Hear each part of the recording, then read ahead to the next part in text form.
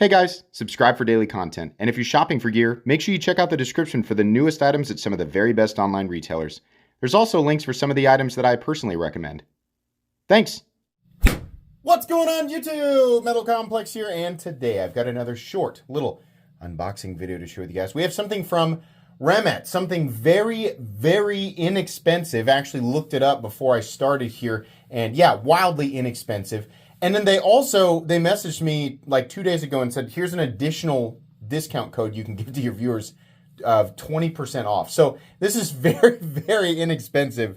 So I'm excited to see how this knife actually feels.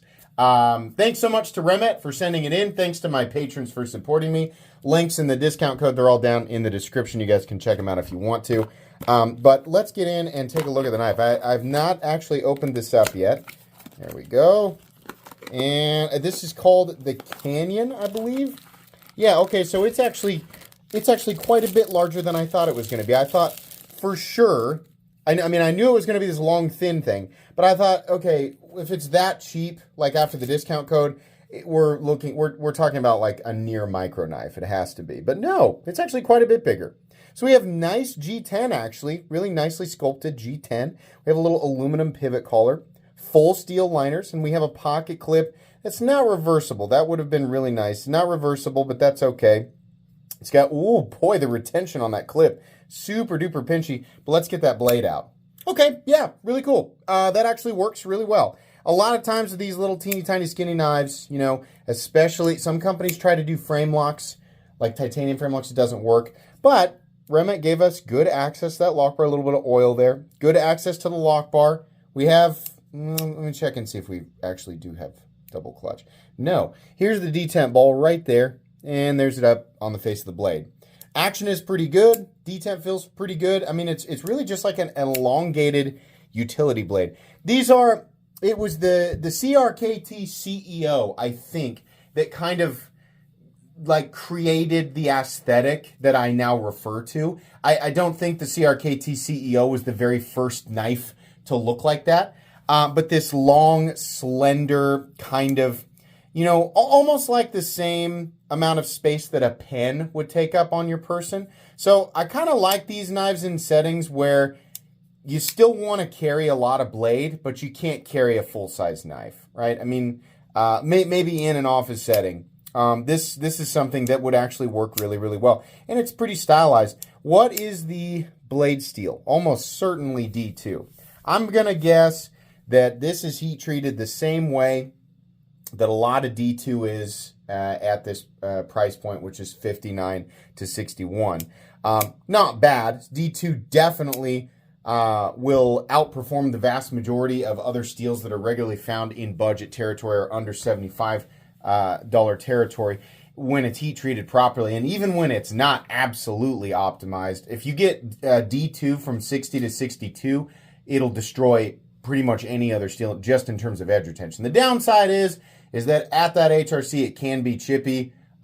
It also is not the most fun thing to touch up and resharpen, and it's also not stainless. Not quite. I think D2 is 12% chromium, so I think people we do that thing where like it's stainless or it's not stainless, and there's such a wide, you know, like Vanex is extremely stainless, and S90V is stainless, or M398 is stainless, but there's a huge difference in corrosion resistance versus M398 and Vanex, or M398 and MagnaCut, right?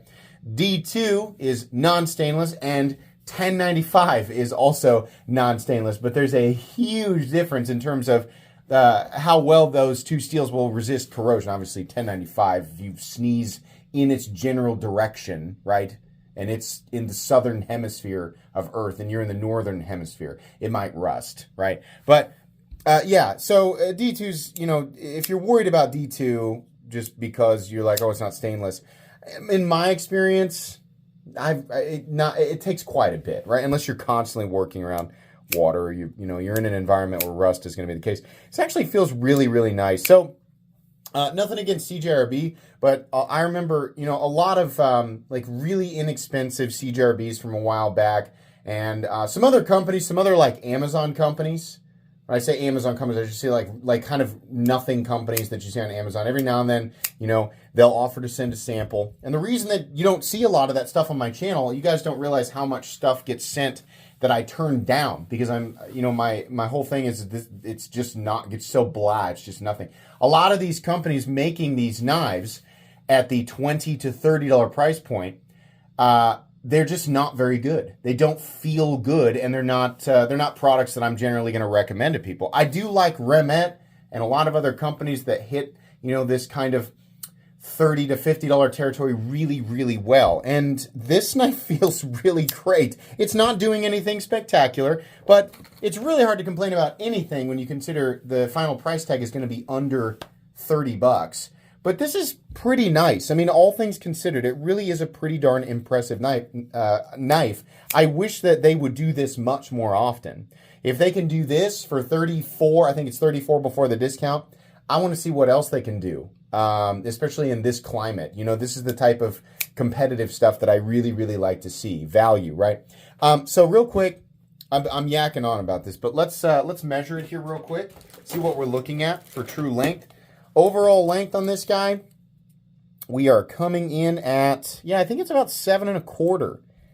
So it's almost, it's like 7.35, almost 7.5 inches. Blade length is 3.25, and your cutting edge is about 3 1/8. Let's do some size comparisons real quick. I'm going to do some budget knives, and then I'm also going to do some of the same size comparisons that I usually do.